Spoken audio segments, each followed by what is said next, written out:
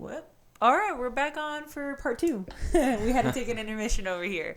So, you were about to tap into a little bit of, because we were mentioning Little Dark Earth and a lot of the lessons we need to learn because of a lot of crap we've done.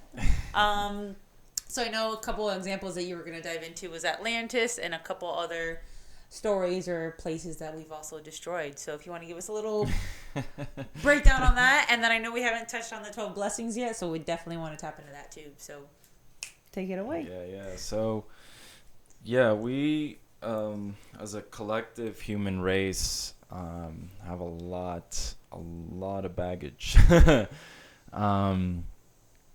There's this civilization. Well, let me first start way back from the beginning, our true origins, actually. And this is all information that, Dr. George King, through his excellent mediumship and other sources too, have confirmed this. I don't know if you're familiar with the Theosophical Society. No. Madame Blavatsky, Alice Bailey. No. They're really fascinating. Their teachings are very similar to Dr. King's, in that they go very into the occult, the ascended masters. Actually, one of them worked with Gandhi when he was in India doing the peace protests. So, anyhow, if we go back 18 million years ago, we were living on this planet called Maldek. That is our that is our original home planet. We're not originally from Earth. We're originally from this planet called Maldek, which is now the asteroid belt. The asteroid belt is situated in between Mars and Jupiter, and that's where Maldek was situated. So Maldek was a planet where we originally inhabited, and it goes that we reached a really high stage of civilization, similar to what we're living in now, possibly actually more so, technologically, spiritually. But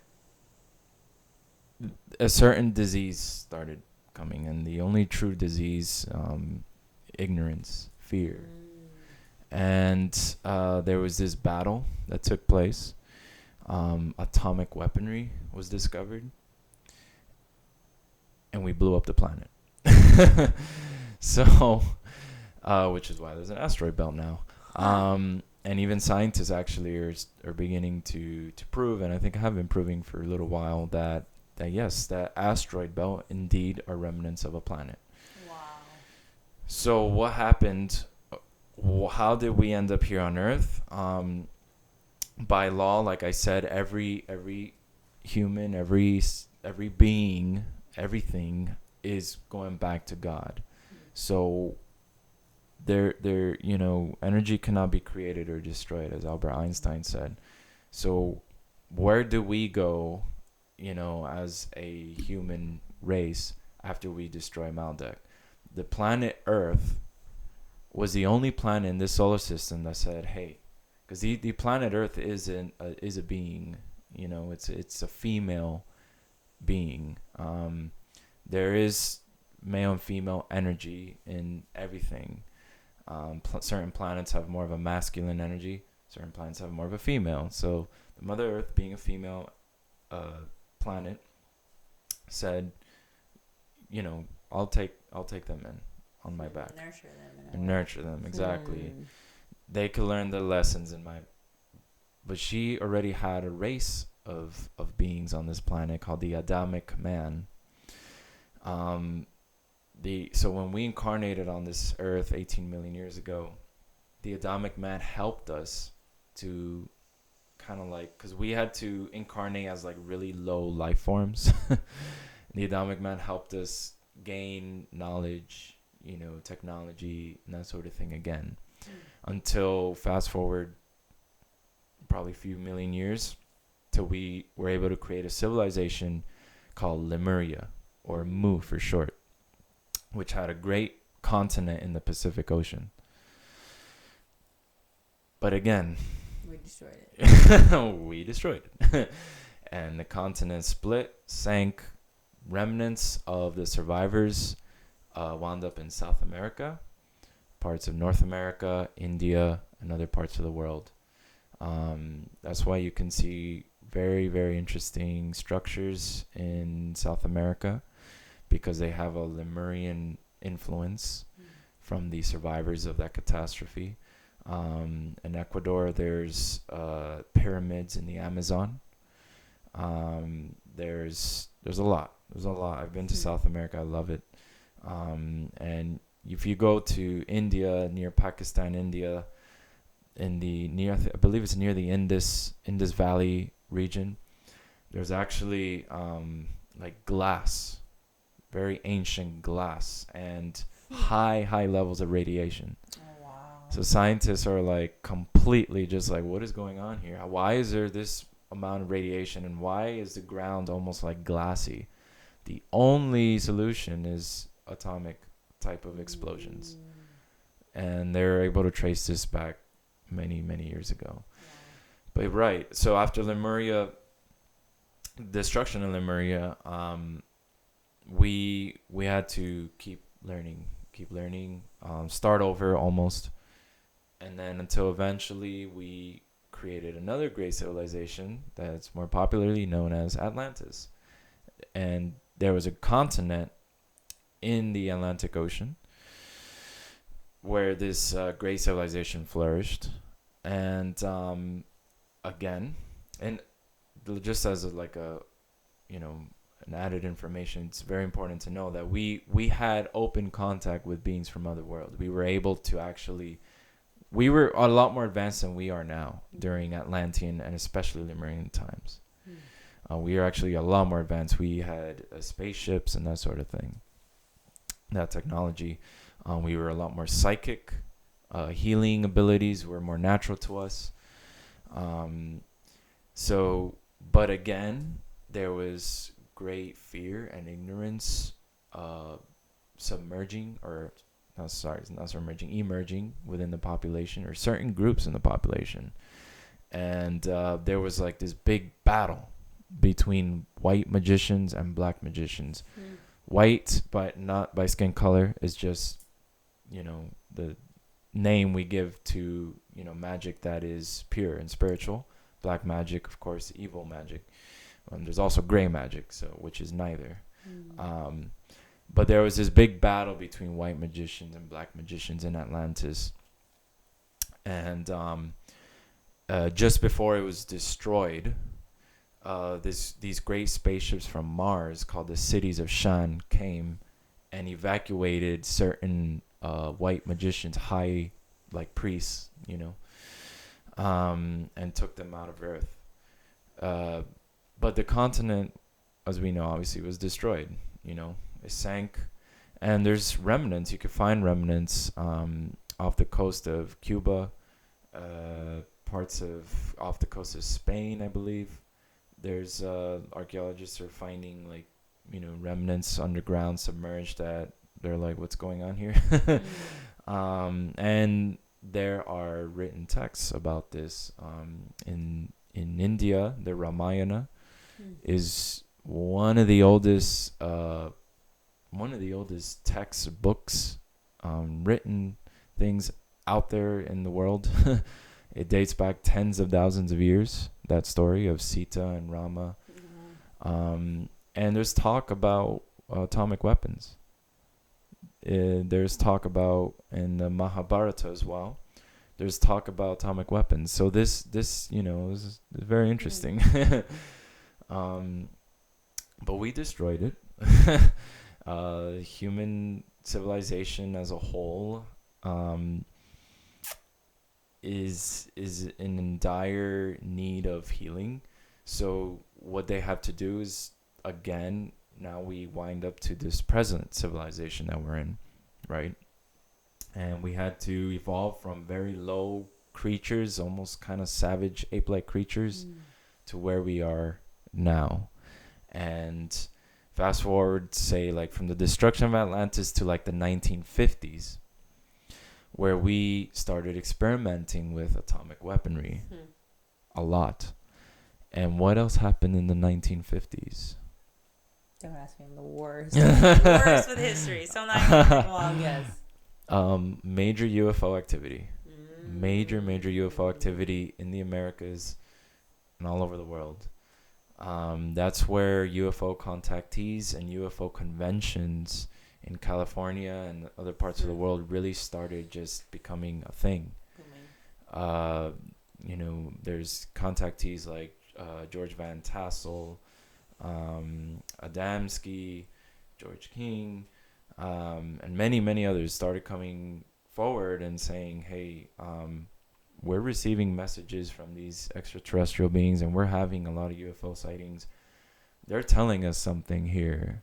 And the message was very clear that they're warning us about committing the same mistakes that we did over and over. Right. So there's even actually very interesting. There's a lot of like UFO files that are being declassified lately. It's been on the mainstream news too with Project Blue Book and other projects that there appears to be UFO activity during missile launches and missile sites over military bases. And it's happened more than once where like, weapon missile sites, just like their machinery gets disabled. And there's one in particular that happened in, I want to say the late 60s, because I don't know the exact date, but sometime in the 60s, where it was off the coast of California. It was, I believe, in Santa Barbara, where the naval base there launched a missile. And they have this all documented. You can find it on the internet. They saw a spaceship, a UFO, shoot a beam to this missile, and the missile just went down to the ocean. Wow. So, yeah, this is a phenomenon that's been happening quite a lot. Yeah. So, but like I said before, they can't just wave a wand and fix all our problems. These extraterrestrials are out here to help us. But they're only allowed to help us as much as we allow them. For every step we take towards them, they take two towards us. And there are evil extraterrestrials out there. There are very belligerent races out there of alien. But I believe that we are protected by them, because if any evil extraterrestrial comes to Earth at this time, we'd be absolutely just, on their knees. Like, on our knees. We'd be destroyed in a matter of seconds. The only reason why that hasn't happened yet is through the grace and through the help of the very spiritual, spiritual ones that live, fortunately, in our solar system. You're protecting us. I firmly believe that in every sense of the word of protection. Call it like this, whether it's intergalactical protection by different beings or spiritual. It's all connected, right, as per our conversation. But, yeah, I'm surprised. And it's hard because I feel like reincarnation is the only answer to understand things, because I feel as if many people would question a God because they can't understand why such malicious and bad things happen on Earth to good people. But then when I finally understood, hey, who knows what that past life of that person was, not that you're saying they deserve it right now, but it's like, okay, well, if they don't deserve it, then what other reason can it be but this? Right. So it all intertwines, and it's sad because you see what's happening in the world, and like you said, we have so many lessons to learn, and we keep just digging ourselves back in the same hole. And it's like, how many more lives do we need to go through this as a whole, right? As a Earth, to figure it out. But hey, that's the journey, right? Yeah, as a whole, I feel like it's opened so much more, though. It has. These conversations we could not have 10 years ago, which I know people like us were diving into, and we're kooks. We're kooks thinking anything outside the box. So the fact that this has become so much more mainstream and open to just discussion is a huge step forward. I feel like there's no way we could have done this. 10. Or we would have been censored to a really high degree. Yeah, if it were tried to put out there, I would say it's very possible. I mean, even imagine like the climate in the 50s and 60s. Like it just there is a steady rise of consciousness. Very, very subtle, but it's there. It's definitely there. I see it with my own eyes. I see it here in Miami actually. When I moved out in 2015, I was like one of the first people to introduce yoga, if not the first person to introduce yoga to my group of friends. Every time I come back here to visit, there's like more and more yoga studios everywhere, more and more like spiritual groups and like things happening, and it's just like, what? Like, breath work, this, cacao ceremony, healing. Everyone's now a healer. So it's like, wow. I mean, this is part of the. There's a lot of reasons for that. One of them is we've been told is that the Mother Earth is releasing energies. The Mother Earth as a being is releasing energies, which are obviously of a very high frequency, very spiritual, and that's helping those who are, in tune to like raise up even higher, So that's definitely, I believe, a big reason. But yeah, it's I think it starts with the individual. I think it starts with the individual, because if we look at the collective of humanity, there's, the way I see it is that there's a small group of people who are very wicked, evil, and this is a very small group, who are responsible for controlling a lot of aspects of our lives, financial, political, and cause a lot of fear and division. And then it trickles down, like kind of like a pyramid scheme, to like all the institutions, even the health industry, I'll try not to get censored here.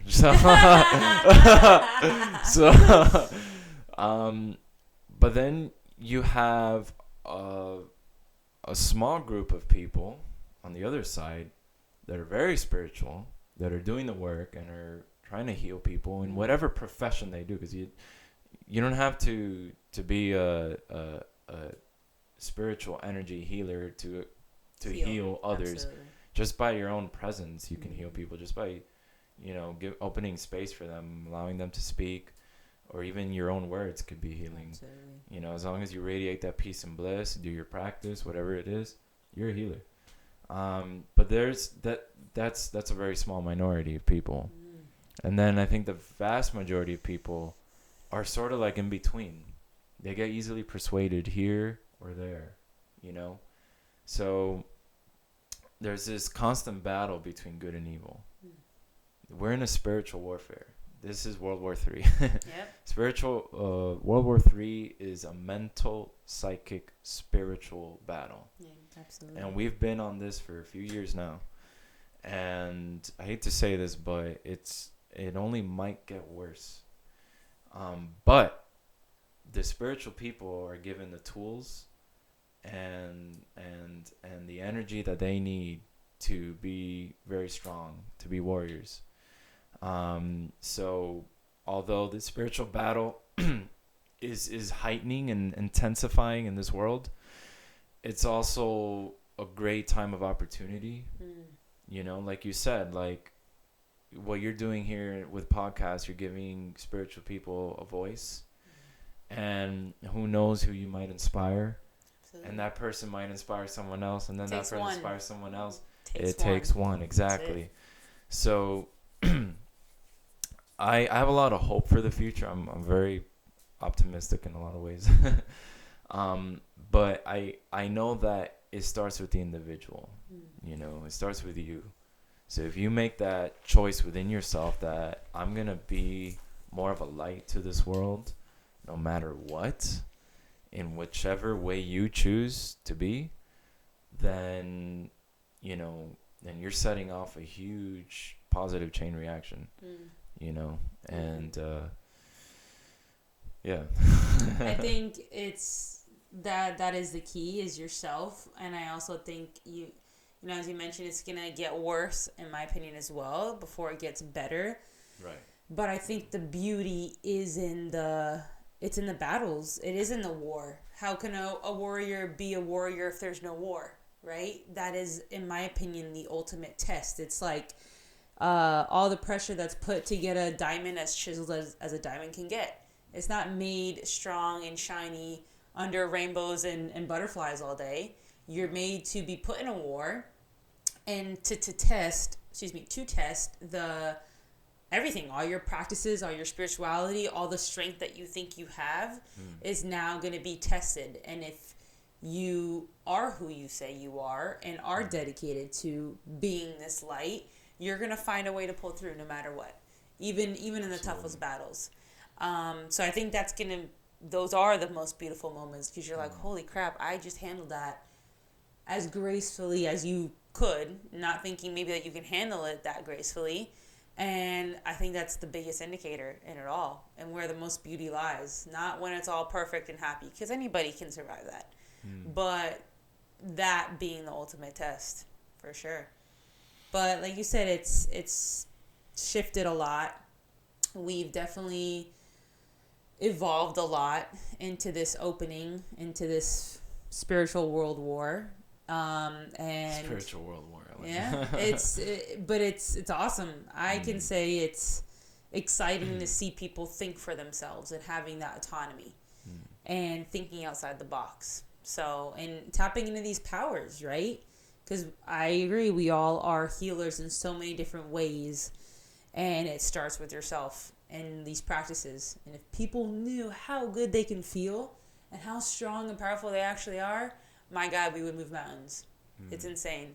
So one by one, even if it means someone listening to this podcast and tapping into one thing that you said or one thing I said and looking into it, who knows what rabbit hole they're going to go down to and how their path may change for the better, hopefully. Absolutely. I know you brought the 12 Blessings book. I definitely want to say again. I said, all right, yeah. You don't have to go, however far you want to go into it. I know I took a glance into it. I'm sure into each one it goes pretty in depth. But give us a little idea about what this is. I feel like this can change lives too. So it seems like it changed yours. Definitely changed mine. Yeah, so the 12 Blessings is a set of teachings and prayers that were delivered through the mediumship of Dr. George King, as he channeled the Master Jesus himself. The same Jesus that was here 2,000 years ago is still alive. As a matter of fact, I would say even more alive today. And the 12 Blessings that were delivered to Dr. George King in 1958 in London, through 12 consecutive Sundays. So in 12 consecutive Sundays, Dr. George King entered a deep trance state, where he raised Kundalini to a very high level. And he was able to do this through over 10 years of strict yoga discipline, where he would practice 8 to 10 hours a day. Wow. While having a full-time job in London. Wow. So this was a man who was very, very dedicated. And he was chosen. Like I said, he wasn't the only one. He never said he was the only one to have communication with Jesus, but he was the only one to be chosen to have the 12 blessings through him. And on 12 consecutive Sundays, a new blessing was given. And each blessing is a focal point to where you send energy to. So, for example, the first blessing is "Blessed are they who work for peace." So when we say that, because in our services in the Etheric Society we recite these prayers. When we say "Blessed are they who work for peace," we're visualizing white light coming down from the atmosphere and ethers through us and outer palms where we have chakras and outer heart chakra.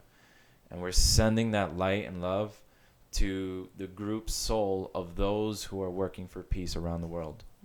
The reason why we send it to them and say not like those who those like evildoers, right? Because you think, oh, that person needs all our prayers, Vladimir Putin needs all our prayers, so you could stop, is because those who are working for peace are already spiritual themselves, so they're more open to receive love energy.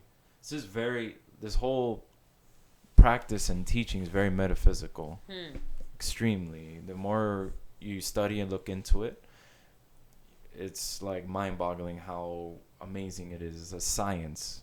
Spirituality and science are the same thing. I agree. It's only very ignorant people that try to divide it, but really they're one and the same. And the ancient Atlanteans knew this. Their priests were scientists as well. Dr. George King was a scientist. He invented radionic equipment, machinery that would capture spiritual energy, prayer energy, and store it. So he was a scientist, a great scientist, and also a very spiritual, mystic kind of person. So, which is why I believe he was chosen, he was also born under the sign of Aquarius, interestingly. So, not a coincidence, right? No such thing. Just putting it out there. So it's almost like passing the baton, the age of Pisces, Jesus to...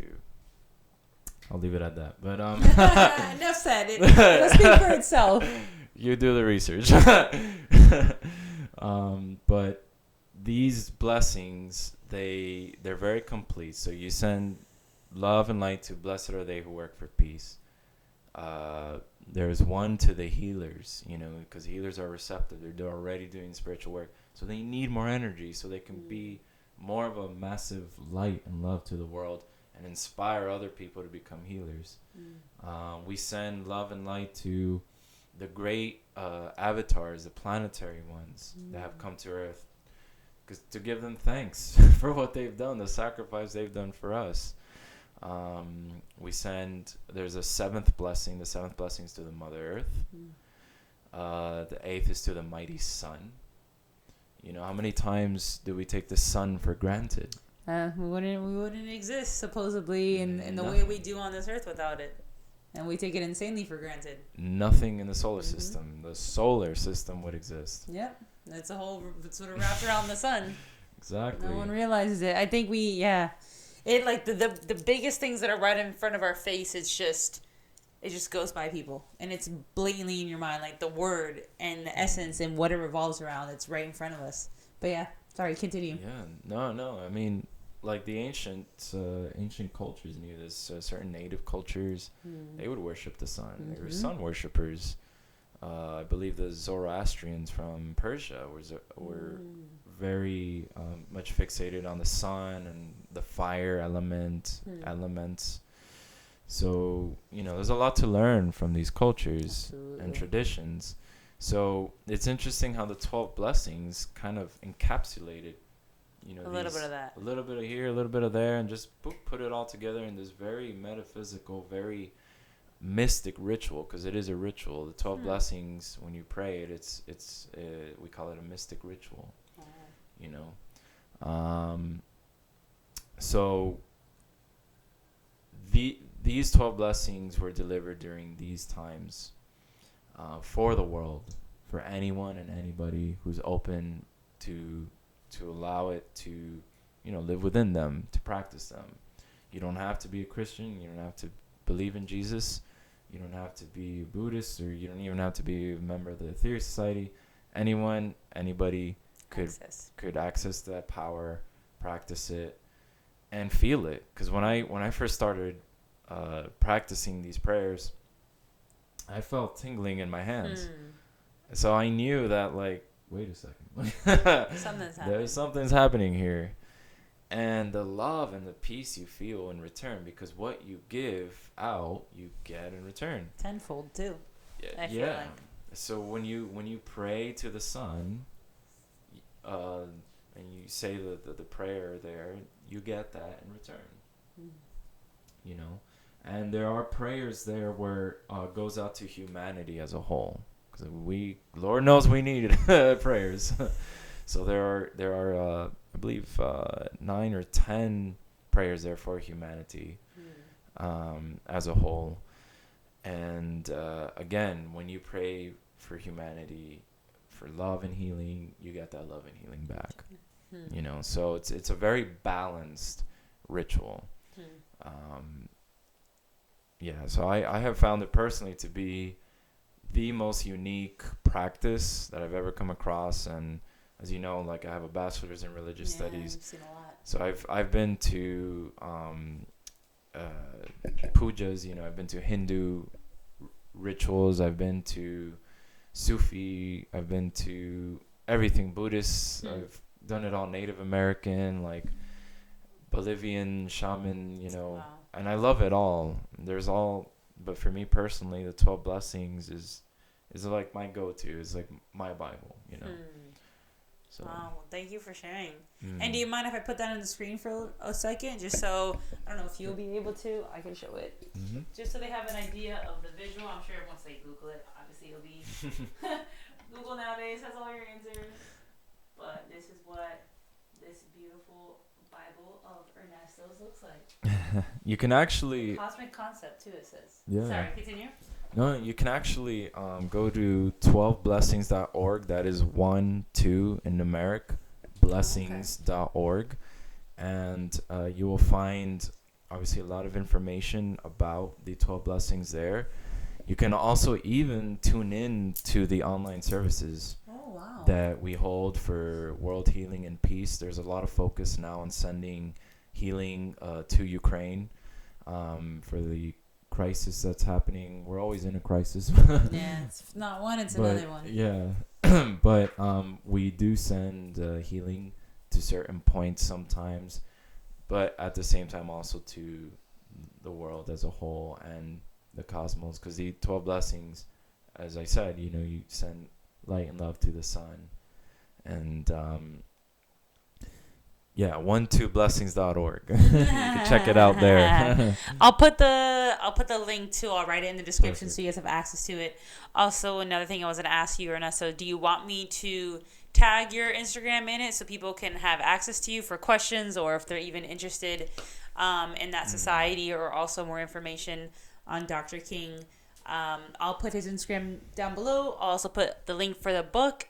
And thank you so much, Ernesto, for sharing all of that. I mean, thank you not only blew my mind, I'm sure you're going to blow many other people's minds, but the articulation and how you pieced it all together, and in my opinion, gave the imagery of connecting Christianity, Jesus, to also what our version of ETs and what we're taught. I think it's very disconnected, and I think we're all very confused. I think it was a beautiful way to cleave it and merge it. So thank you, and thank you for your time and your knowledge as well, and wisdom.